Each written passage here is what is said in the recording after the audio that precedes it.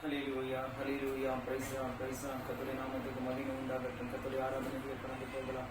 ஹல்லேலூயா ஹல்லேலூயா ஹல்லேலூயா.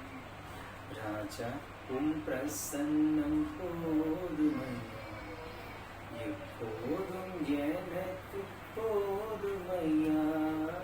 ராஜா உம் பிரசன்னம் போதுமையா, எப்போதும் எனக்கு போதுமையா. பிரசன்னம் பிரசன்னம் தேவ பிரசன்னம். பிரசன்னம் பிரசன்னம் தேவ பிரசன்னம். அதிகாலமே தேடுகிறேன், அதிகாலமே தேடுகிறேன், ஆர்வமுடன் நாடுகிறேன், நான் ஆர்வமுடன் நாடுகிறேன். பிரசன்னம் பிரசன்னம் தேவ பிரசன்னம். பிரசன்னம் பிரசன்னம் தேவ பிரசன்னம்.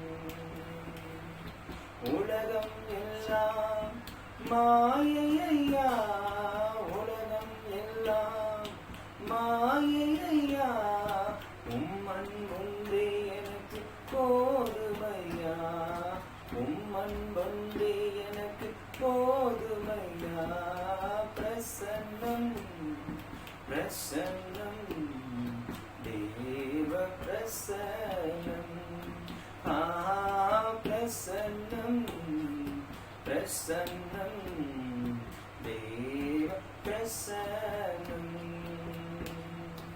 இன்னும் உம்மை அறியணுமே, இன்னும் உம்மை அறியணுமே, இன்னும் கிட்டி நான் சேரணுமே, இன்னும் கிட்டி நான் சேரணுமே.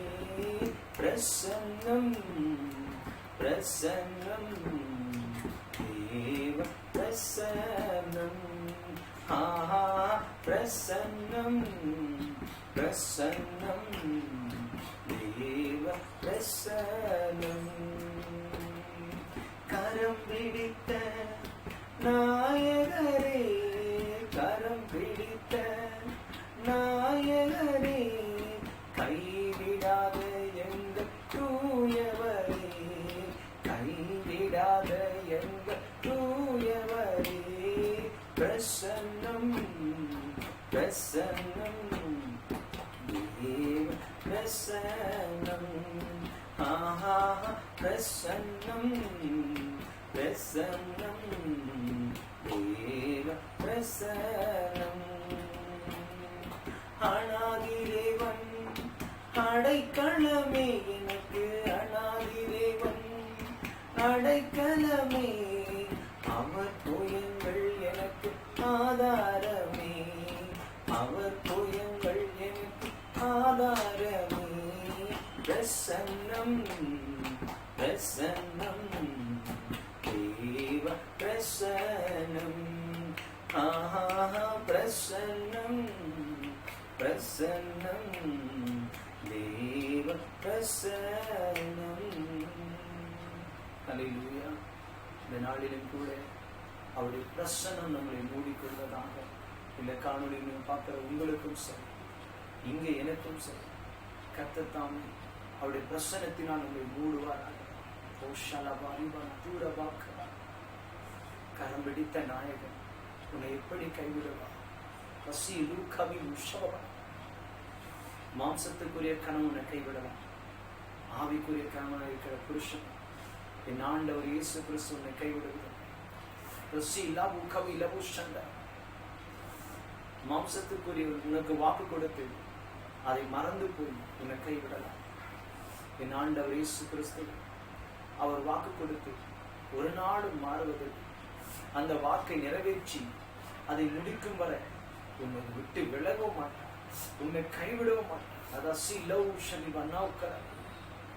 எந்த காரியமானா எந்த சூழ்நிலையா, எந்த விஷயமானா, எனக்கு அன்பான சகோதரனை சகோதரி, எனக்கு வெளிப்படுகிற இந்த வேளையில உங்களோடு கூட நான் பகிர்ந்து கொள்ளுங்க. எந்த பயமும் உங்களை தொடுவதில்லை, எந்த பயமும் நீங்கள் பட வேண்டாம். எஸ், காற்றை அடைக்கினவர், கடலின் கொந்தளிப்பை அடைக்கினவர் என் ஆண்டவர் இயேசு கிறிஸ்து உங்களோடு கூட இருக்கிறார். எஸ், அவர் உங்களோடு கூட இருக்கிறார். உங்களை கரம் பிடித்தவர் உங்களோடு கூட இருக்கிறார். விழுந்துட்டுமே என்று நினைக்காது. பேதுருவை கடலில் கீழே விழும்போது அவனை தூக்கி எடுத்தவர் இன்றைக்கு அதே இயேசு கிறிஸ்து இந்த வேளையில உங்களோடு கூட பேசிக் கொண்டிருக்கிறார். இன்றைக்கு உன்னையும் அவர் தூக்கி எடுக்கிறார். இதோ இந்த நாள் என் ஆண்டவர் உங்களோடு சொல்லுகிற காரியம், உங்களை நான் தூக்கி எடுக்கிறேன். நீ பயத்தினால் விழுந்திருந்தாலும் சரி, நீ சோர்வடைந்து விழுந்திருந்தாலும் சரி, யாரும் இல்லை என்று நீ கைவிடப்பட்டு சூழ்நிலை தள்ளப்பட்டு நீ விழுந்திருந்தாலும் சரி, நீ எந்த நிலைமையில ஒருவேளை விசுவாசத்தினால் குறைந்து விசுவாசத்தை விட்டு நீ விழுந்து போயிருந்தாலும் சரி, எனக்கு அன்பான சகோதரனை சகோதரி, உன்னை கரம் பிடித்தவர் உன்னை தூக்கிவிட போகிறார். உன்னை தூக்கிவிட போகிறார். எந்த காரியத்தை நீ அழுது கொண்டு புலம்பி இருக்கிறாயோ, இதுவரை நீ என்னால எழுந்திருக்க முடியல என்று நீ வேதனைப்பட்டாயோ, இன்னும் என் வாழ்க்கை இப்படியே இருக்கு நீ கலங்கி புலம்பினாயோ, எனக்கு அன்பான சகோதரனை சகோதரி, இதோ என் ஆவியானவர் உனக்காக பேசுகிறார். இது தூக்கி எடுக்கிற நாள். இனி என் கர்த்தர் உன் வாழ்க்கையை தூக்கிவிட போகிறார். என் கர்த்தராகிய இயேசு கிறிஸ்து உன் கரத்தை பிடித்து தூக்கிவிட போகிறார்.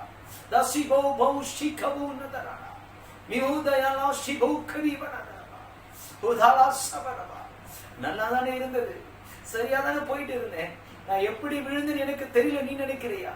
எனக்கு அன்பான சகோதரி சகோதரி, என் கர்த்தர் அதையெல்லாம் பார்க்கல. அவர் உன்னை தூக்கிவிட விரும்புகிறார். அவர் உன்னை தூக்கி எடுக்க போகிறார். அவர் உன்னை தூக்கிவிட போகிறார்.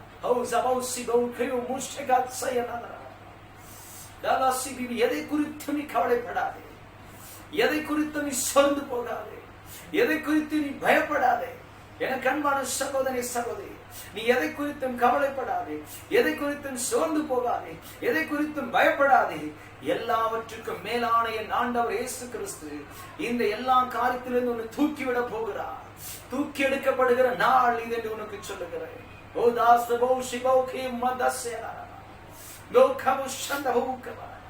நீ நம்பிக்கை அற்று போயிருந்தாலும் சரி, எனக்கு அன்பான சகோதரனை சகோதரி, கர்த்தர் அதை பார்க்கவில்லை. பேதுருவை தூக்கி எடுத்தவர் உன்னையும் தூக்கி எடுப்பார். உன்னையும் தூக்கி எடுப்பார்.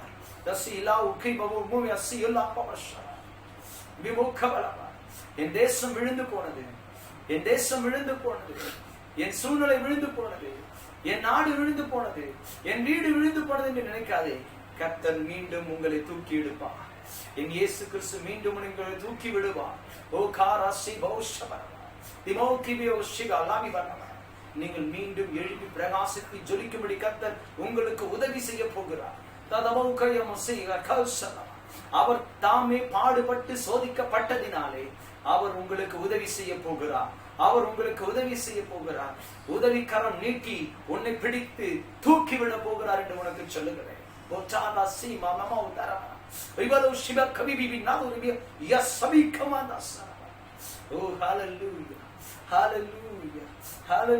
நன்றி ஆண்டவரே. அப்பா உம்முடைய நாமத்துக்கு மகிமை உண்டாகட்டும்.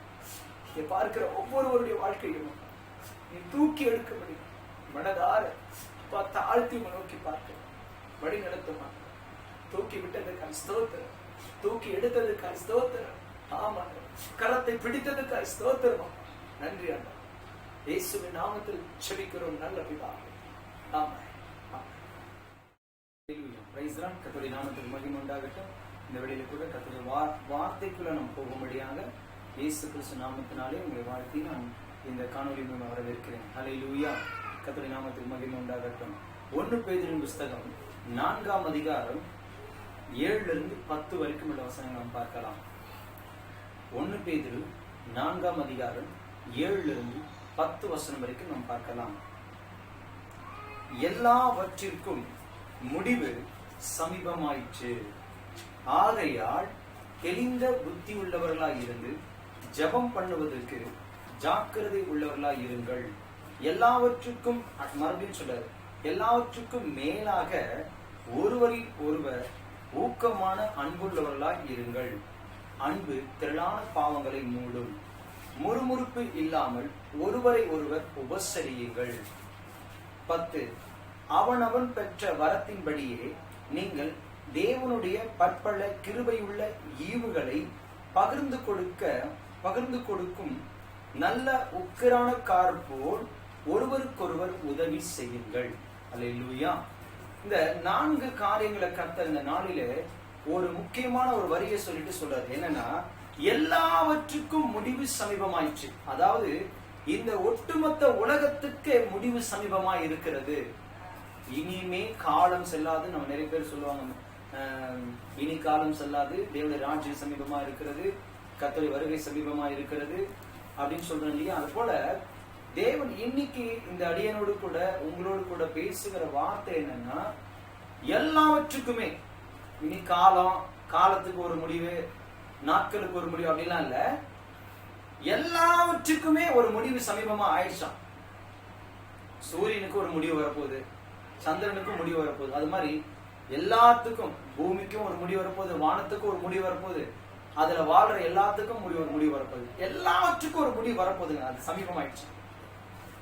ஆண்டவர் தீர்க்கதரிசனங்களோடு கூட சொல்லுகிறார், எல்லாவற்றிற்கும் முடிவு சமீபமா இருக்கிறது. அதனால ஒரு 4 காரியத்தை சொல்றார். என்னன்னா, ஜாக்கிரதையா இருந்து ஜெபம் பண்ணுங்க. ஃபர்ஸ்ட் அத சொல்ற, ஜெபம் பண்ணுவதுல ஜாக்கிரதையா இருங்க. 2வது, ஊக்கமான அன்பு உங்களுக்கு வரணும். ஒருவரில் ஒருவர் ஊக்கமான அன்பு இருக்கணும். இனிமே அன்பு இல்லாம இருக்கக்கூடாது, ஊக்கமான அன்புள்ளவர்களா இருக்கணும். அடுத்து சொல்றாரு, முறுமுறுப்பு இல்லாம ஒருத்தரை ஒருத்தர் என்ன பண்ணுங்க, உபசரியுங்க. அதுக்கடுத்து சொல்றாரு, நீங்கள் பெற்ற கிருபையின் ஈவுகளை பகிர்ந்து கொடுக்கும்படி என்ன பண்ணுங்க, உக்கிரானக்காரர் போல் ஒருவருக்கு ஒருவர் உதவி செய்யுங்க அப்படின்றார். ஹல்லேலூயா. உதாரணத்துக்கு எபிரேய புஸ்தகம் 8ஆம் அதிகாரம் 13ஆம் வசனத்தையும் 10ஆம் அதிகாரம் 25ஆம் வசனத்தையும் நாம் பார்க்கலாம். 13வது வசனம், புது உடன்படிக்கை என்று அவர் சொல்லுகிறதினாலே முந்தினதை பழமையாக்கினார், பழமையானதும் நாள் பட்டதுமாய் இருக்கிறது, உருவழிந்து போக காலம் சமீபமாய் இருக்கு. எல்லாமே உருவழிந்து போக காலம் சமீபித்து இருக்கிறது. பழசோ புதுசோ எல்லாமே உருவழிஞ்சு போக போகுது. எல்லாமே சமீபமா வந்துச்சு. எல்லாமே அதான் முதலே நம்ம சொன்னோம், எல்லாவற்றுக்கும் முடிவு சமீபமாயிடுச்சு. இனிமே யாரும் தப்பிக்க முடியாது. யாரும் ஜனங்களை துன்மார்க்கமா ஆண்டவங்களா இருந்தாலும் சரி, துன்மார்க்க வாழ்க்கை வாழ்றவங்களா இருந்தாலும் சரி, யாராலும் நீங்க தப்பிக்க முடியாது. ஏன்னா எல்லாவற்றுக்கும் சமீபமாயிடுச்சு முடிவு. இவனுக்கு அவனுக்கு அப்படிலாம் கிடையாது. எல்லாவற்றுக்கும், வானத்துக்கும் சரி பூமிக்கும் சரி, முடிவு சமீபமாயிடுச்சு. என் கர்த்தருடைய வார்த்தை நான் சொல்லுகிறேன். ஹல்லேலூயா. அதனால இங்க சொல்லப்படுது, உருவழிந்து போக காலம் சமீபத்திருக்கிறதா. அதே 10ஆம் அதிகாரம் 25 கூட பாருங்க, சபை கூடி வருதலை சிலர் விட்டு விடுகிறது போல நாமும் விட்டு விடாமல் ஒருவருக்கு ஒரு புத்தி சொல்ல கடவும். ஏன்னா நாளானது சமீபத்து வருகிறதை எவ்வளவாய் பார்க்கிறீர்களோ அவ்வளவாய் புத்தி சொல்ல வேண்டும். நாளானத எவ்வளவா பார்க்கிறோமோ, என்னென்ன நடக்கு, அதாவது காலம், அதாவது கடைசி காலம், இது கடைசி காலம் இதுக்கு நடக்கும் ஆண்டவர் நமக்கு சொல்லி வச்சிருக்காரு இல்லையா? மத்தேயு சுவிசேஷம் 24ஆம் அதிகாரத்துல இப்படி நிறைய அதிகாரங்களை சொல்லி வச்சிருக்காரு. 1 பேதுரு புத்தகத்துல சொல்லி வச்சிருக்காரு, நிறைய தானியேல் புத்தகத்துல சொல்லி வச்சிருக்காரு. எப்ப கடைசி காலத்துல என்னென்ன நடக்கும் அப்படின்றத இப்ப எவ்வளவுக்கு நம்ம பாக்குறோமோ அவ்வளவுக்கு அவ்வளவா காலம் சமீபமாயிடுச்சு. அதனால ஒருத்தருக்கு ஒருத்தர் புத்தி சொல்லி மாற பாருங்க அப்படின்னு இந்த வசனம் சொல்லு. ஏன்னா எல்லாத்துக்கும் சமீபமாயிடுச்சு நம்ம முடிவு. அவர் வருகை மட்டும் சமீபமா இல்ல, டோட்டலா எல்லாத்தையுமே முடிவு சமீபமாயிடுச்சு. எண்ட் ஆஃப் த வேர்ல்டுன்னு சொல்லுவாங்க. டோட்டலா முடிவு சமீபமாயிடுச்சு. ஒட்டுமொத்த உலகத்துக்கு முடிவு வரப்போகுது. ஹல்லேலூயா. அது வானலோகமாட்டும் பூமி லோகமாட்டும் எல்லாத்துக்கும், வானத்துக்கும் பூமிக்கு எல்லாத்துக்கும் முடிவு வரப்போகுது. ஹல்லேலூயா. அதனால ஜெபம் பண்ணுவதுல ஜாக்கிரதையா இருங்க அப்படின்னு சொல்லி ஆரம்பிச்சு 4 காரியங்களை கர்த்தர் நம்மோடு கூட பேசுகிறார். முதலாவது, ஜெபம் பண்ணுவதில் ஜாக்கிரதையா இருங்கன்னு சொல்லி சொல்றார். அப்போ கர்த்தருடைய நாமத்துக்கு மகிமை உண்டாகட்டும். ரோமரின் புஸ்தகம் 12ஆம் அதிகாரம் 12வது வசனத்தை நாம் பார்க்கலாம். இங்க சொல்றாரு, நம்பிக்கையில சந்தோஷமா இருங்க, உபத்திரத்துல பொறுமையா இருங்க, ஜெபத்துல உறுதியாய் தரித்து இருங்க. ஃபர்ஸ்ட் நம்ம ஜெபத்துல உறுதியா தரித்து இருக்கணும். ஜெபம் பண்ணுவதில் ஜாக்கிரதையா இருங்கன்னா அதுக்கு என்ன அர்த்தம் பாத்தீங்கன்னா, அதுல ஒரு 4 விதமான காரியங்களை கர்த்தர் நமக்கு வெளிப்படுத்துறாரு. அதுல இருந்து முதல்ல ஜெபத்துல நம்ம உறுதியா தரித்து இருக்கணும். அதாவது எப்படின்னாக்கா, நம்ம தானியேல் புஸ்தகத்தை எடுத்து பார்த்தோம்னா 6ஆம் அதிகாரத்துல அங்கே 10ஆம் வசனத்துல அவர் என்ன பண்ணுவாருன்னா, எப்பொழுது ஜெபம் எப்படி பண்ணாரோ 3 வேளையும், அதாவது ராஜாவுடைய கையெழுத்து இடப்பட்டதுன்னு தெரிஞ்சும் யாராச்சும் விண்ணப்பம் பண்ணா ஜெபம் பண்ணா என்ன பண்ணிடுவாங்க, தூக்கி சிங்கத்தின் வகையில போட்டுருவாங்க. அப்படி தெரிந்த போதிலும் அவர் எப்பொழுது போல ஜெபம் பண்ணதுல என்ன பண்றாரு, உறுதியா தரித்து இருக்கிறார்.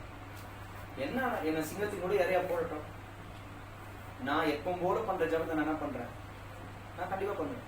நான் வெளியில பண்ணனாலும் நான் வீட்டுல கண்டிப்பா பண்ணுவேன். ஏன்னா இன்னைக்கு சபைகள் மூடப்பட்டிருக்கு, ஊழியங்கள் தடை செய்யப்பட்டுச்சு. அதுக்காக நம்ம ஜெபம் பண்ணாம இருக்க முடியுமா?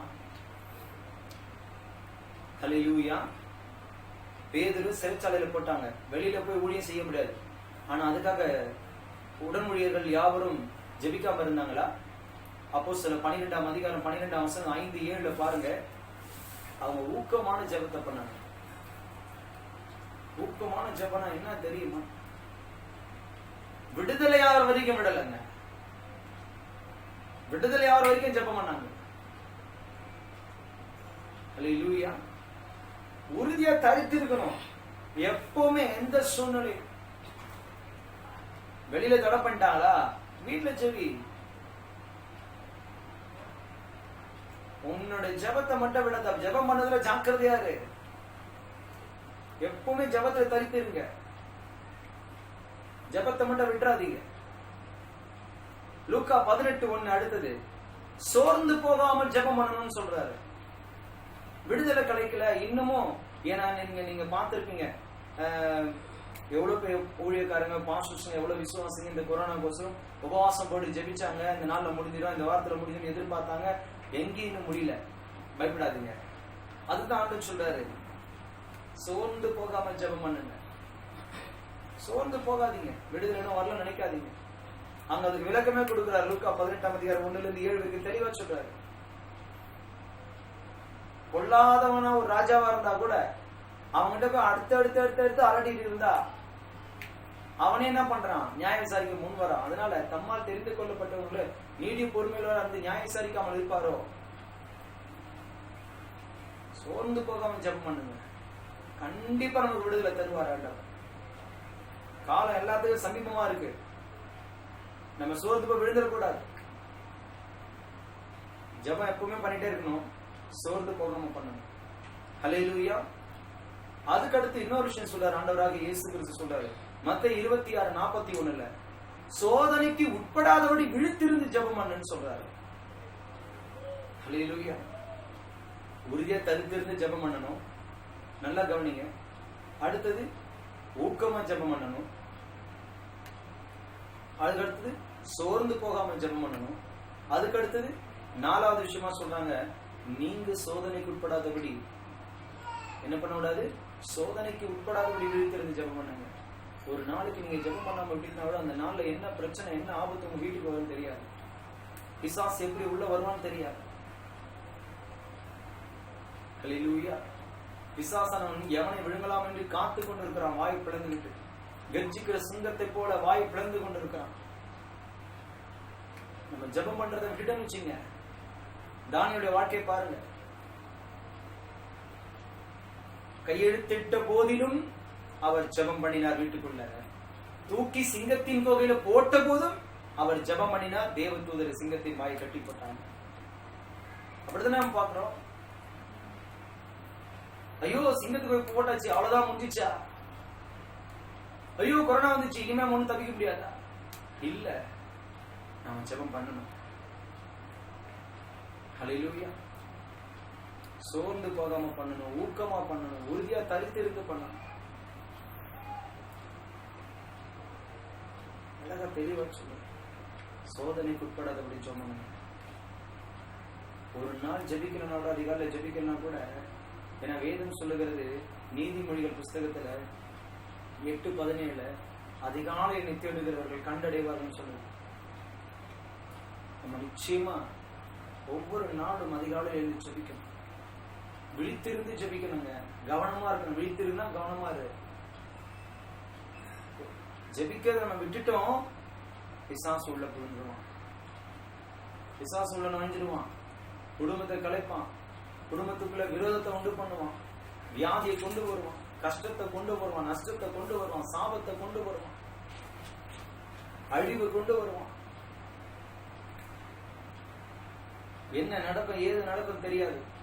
சாதாரண ஒரு விஷயம் சொல்ற பாருங்க, இயேசு தெளிவா சொன்னாரு, 1 மணி நேரமாக என்னோடு கூட விழித்திருந்து ஜெபம் பண்ணக்கூடாதா அப்படின்னு கேட்டாரு.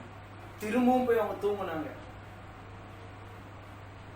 அவங்க ஜெபிக்கிறதே விட்டாங்க. கடைசியா நடந்தது, இயேசு வந்து அரெஸ்ட் பண்ணாங்க. இயேசு வந்து அரெஸ்ட் பண்ணாங்க, எல்லாரும் விட்டு ஓடினாங்க. அதுக்கு முன்னாடி அரெஸ்ட் பண்றதுக்கு முன்னாடி பேதுரு சொன்னார், ஆண்டவரே யார் மறுதலிச்சு நான் உங்களை மறுதலிக்க மாட்டேங்க. அந்த ஜெபிக்காதனாலதான் சோதனைக்கு அவர்கள் விருந்தாரு. அந்த சோதனை அவர் விட வேண்டிய நிலைமை ஆயிடுச்சு. ஆண்டவர் சொன்னா, சேவல் கூவுறதுக்கு முன்னமே நீ 3 தடவை மறுதலிப்பேன்னு சொன்னார். மத்தேயு 26ஆம் அதிகாரத்தை நீங்க எடுத்து பாப்பீங்க.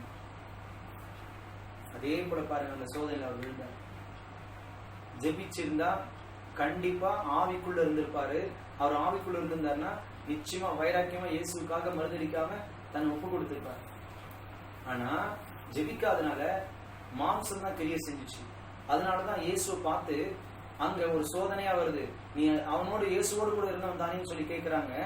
அப்போ முதல் முறையா நான் இல்ல அப்படின்றாரு, 2வது முறை இல்ல, 3வது முறை சத்தியம் பண்றாரு, சபிக்கவும் பண்ணிட்டாரு. அவன் யாருன்னு தெரியும், அவன் நாசமா போன்ற மாதிரி சத்தியம் பண்ணி சபிக்கவும் துணிஞ்சிட்டாரு. காரணம், ஜெபம் பண்ணாதனால மாம்சம் கிரியை செஞ்சிச்சு. மாம்ச சிந்தை மரணம், ஆவின் சிந்தை ஜீவனும் சமாதானம் என்று பார்க்கிற ரோமர் புஸ்தகம் 8ஆம் அதிகாரத்தில். ஹல்லேலூயா. அந்த மாம்ச கிரியை செய்யும். சோதனை உன் வாழ்க்கையில வரக்கூடாதுன்னா அதிகாலை ஜெபம் பண்ணுங்க. நீங்க சோதிக்கப்படாதபடி, சோதனைக்கு உட்படாதபடி. அதாவது நார்மலா தேவன் நம்மளை சோதிக்கிற ஒரு விஷயம் இருக்கு. தேவையில்லாத சோதனை எல்லாம் விழுற மாதிரி நம்ம மாட்டிக்க கூடாது. நம்ம அதிகாலையில ஜெபத்தை விட்டனாலே தேவையில்லாத பிரச்சனை வரும், வீட்டுல தேவையில்லாத கவலைகள் வரும், தேவையில்லாத காரணம் இல்லாத காயங்கள் வரும். அதனாலதான் சொன்னார் மத்தேயு 26:41, நீங்கள் சோதனைக்கு உட்படாதபடி 1 மணி நேரமாக விழித்திருந்து என்னோட ஜெபம் பண்ணக்கூடாது. ஒரு 1 மணி நேரமாச்சு ஜெபம் பண்ணுங்க விழித்திருந்து. ஹல்லேலூயா. மார்க்கின் சுவிசேஷம் 13ஆம் அதிகாரம் 33வது வசனம். மார்க்கின் சுவிசேஷம் 13ஆம் அதிகாரம் 33. அக்காலத்தை நீங்கள் அறியாதபடியால் எச்சரிக்கையாயிருங்கள், விழித்திருந்து ஜெபம் பண்ணுங்க. எச்சரிக்கையா இருந்து ஜெபம் பண்ண சொல்ற இருக்கு. அக்காலத்தை நம்ம அறியாம இருக்கிறோம், இனிமே வரப்போற ஆபத்து என்னென்ன நடக்க போகுது. எங்க வீட்டம்மா சொல்றாங்க, நான் பிறந்து வளர்ந்து இது வரைக்கும் இந்த மாதிரி ஒரு வைரஸ் நோய் நான் பார்த்ததே இல்லை, கேள்விப்பட்டதே இல்லை இத்தனை வருஷத்துல. கடைசி காலத்துல வாழ்ந்துட்டு இருக்கோங்க. இதெல்லாம் கிறிஸ்துவுக்கு அடையாளம். நம்ம ஆண்டவராக இயேசு கிறிஸ்துடைய வருகை சமீபமா இருக்கிறதுக்குரிய அடையாளம். அந்தி கிறிஸ்து வரப்போறதுக்கும் அடையாளம் இதுதான். அங்கங்க யுத்தங்களின் செய்தி, கொள்ளை நோய், எல்லாமே வருகைக்கு அடையாளம். அதனாலதான் அக்காலத்தை எப்ப என்ன வரும் என்ன நடக்கும் தெரியாது நமக்கு. அதை அறியாதபடினால ஆண்டவர் சொல்றாரு, எச்சரிக்கையா இருந்து ஜெபம் பண்ணுங்க. அடுத்து பாருங்க, லூக்காவின் சுவிசேஷம் 21ஆம் அதிகாரம் 36 வசனம். லூக்காவின் சுவிசேஷம் 21ஆம் அதிகாரம் 36 வசனம். ஆகையால் இனி சம்பவிக்க போகிற இவைகளுக்கெல்லாம் நீங்கள் தப்பி மனுஷகுமாரனுக்கு முன்பாக நிற்க பாத்திரவான்களாக எண்ணப்படுவதற்கு எப்பொழுதும் ஜெபம் பண்ணி விழித்திருங்கள். பாத்திரவனா மாறணும், அதுக்காக ஜெபம் பண்ணுங்க. எத்தனை குறிப்புகளோட வருது பாருங்க. ஜபத்துல ஜாக்கிரதையாக பண்ணணும்னு சொன்னாரு. தெளிந்த புத்தி உள்ளவர்களாய் ஜபம் பண்ணுவதில் ஜாக்கிரதையா இருங்க. ஜபத்தை விட்டுறக்கூடாதுங்க. ஜபம் எவ்வளவு முக்கியம் பாருங்க. பாத்திரவனா இருப்பதற்கே ஜபம் பண்ணணும் நம்ம. ஹல்லேலூயா. பாத்திரவனா இருப்பதற்காக நம்ம ஜபம் பண்ண வேண்டும். அதுதான் சொல்றாரு, சம்பவிக்க போகிற எல்லாம் நீங்கள் தப்பி மனுஷகுமாரனுக்கு முன்பாக நிற்க பாத்திரவனா எண்ணப்படுவதற்கு எப்பொழுதும் ஜபம் பண்ணி விழித்திருங்கள் என்றார்.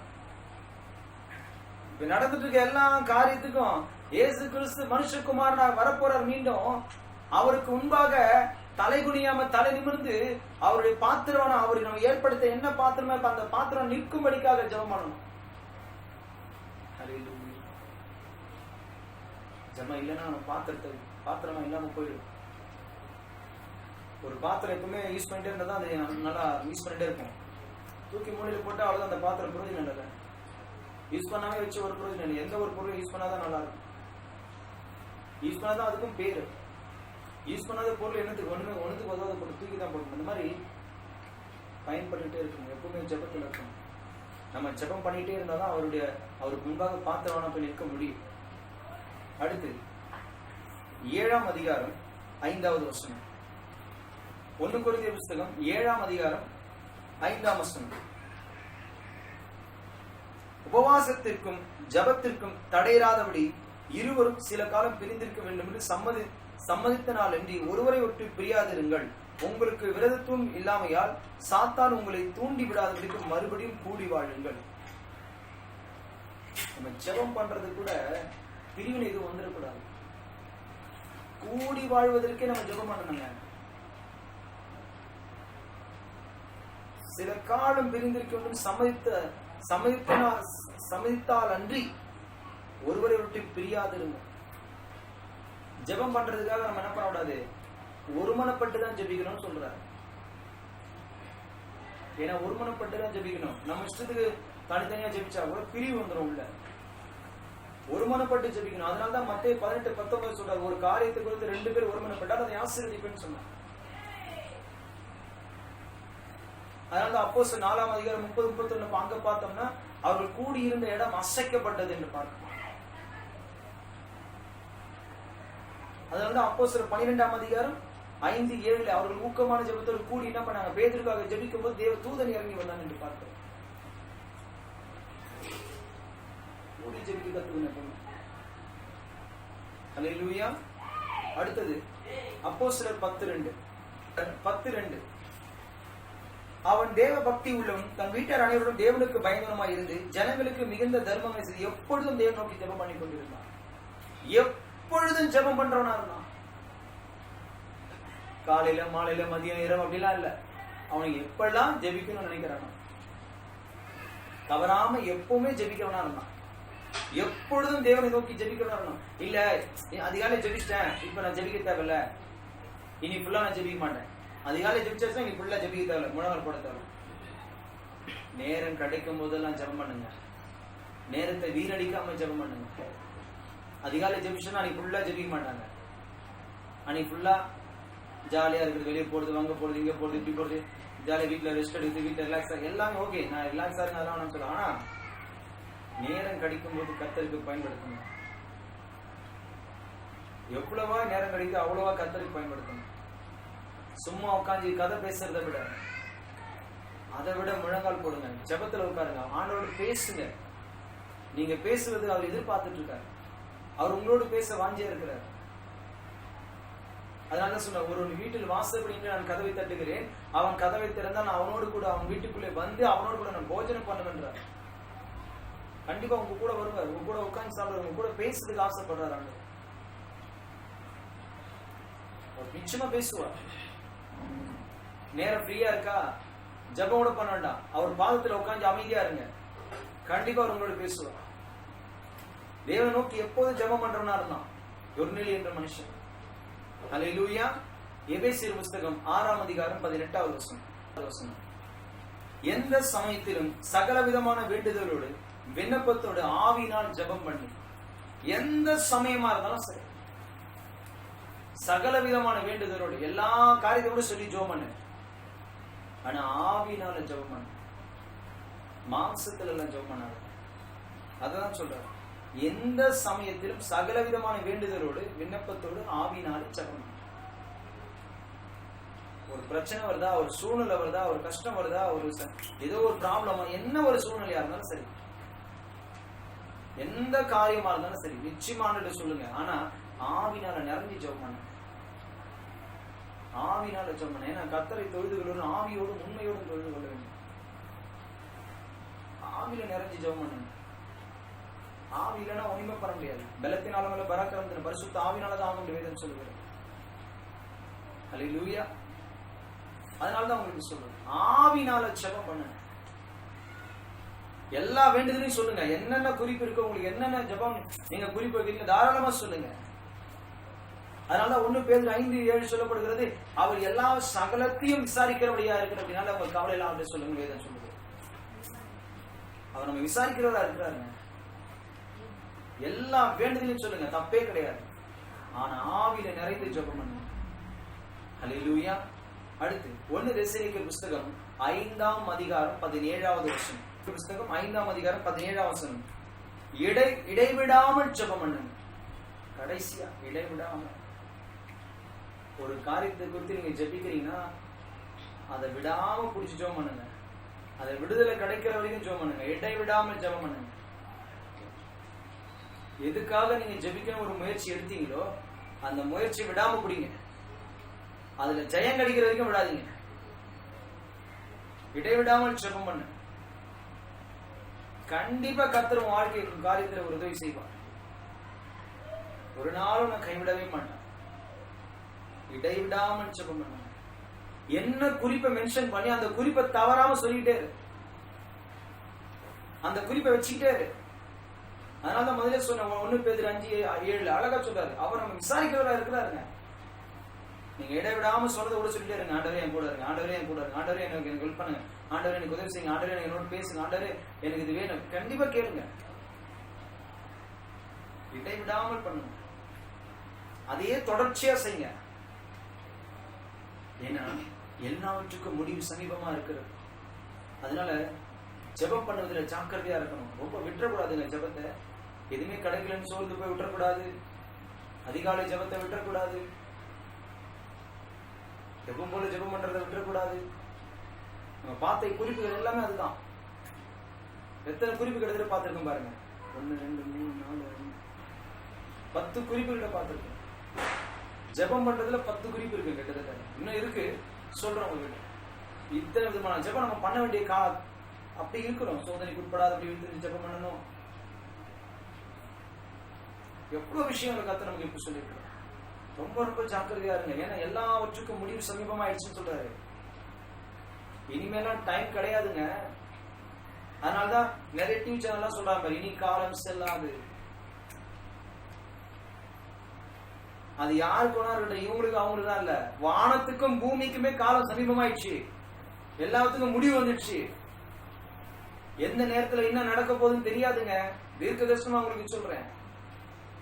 வானத்துல இருந்து என்ன விழுமோ, பூமியில இருந்து என்ன புழக்கமோ, என்ன நடக்கும் தெரியாது. இனிமே எங்கெங்க என்னென்ன பற்றி எரியும், எங்கெங்க என்ன நடக்க போகுது, என்னென்ன நோய்கள் இன்னும் அடுத்தடுத்து வரப்போகுது, எவன் என்னென்ன வந்து உட்காந்து என்னென்ன பண்ண சட்டங்களை, என்னென்ன சட்டங்களை கொண்டு வர போறான், என்ன எது நடக்க போகுதுன்னு தெரியாது. ஏன்னா எல்லாவற்றுக்கும் முடிவு சமீபமாயிட்டு இருக்கு. நீங்க கர்த்தரோட கூட போனா பாத்திருவான்களா நீங்க அவர் முன்னாடி நிக்கிறது கூட நீங்க ஜெபம் பண்ணாதான் நிக்க முடியும். பாத்திருவான்களா நிக்கிறதுக்காக கூட நீங்க ஜெபம் பண்ணி ஆகணும். வேற வழி இல்ல. இயேசு கிறிஸ்து எப்போனா வந்துருவாரு. அவரோட கூட போனா நீங்க பாத்திரமா நிக்கணும். ஜெபத்தை நீங்க விட்டீங்கன்னா முடிஞ்சிச்சு. ஜெபம் பண்றதுல ஜாக்கிரதையா இருக்கணும்னு சொல்றாரு. முடிவு சமீபமா இருக்கு. கவனமா இருக்கு. ஹல்லேலூயா, ஹல்லேலூயா. கர்த்தர் தாமே உங்களை ஆசீர்வதிப்பார்.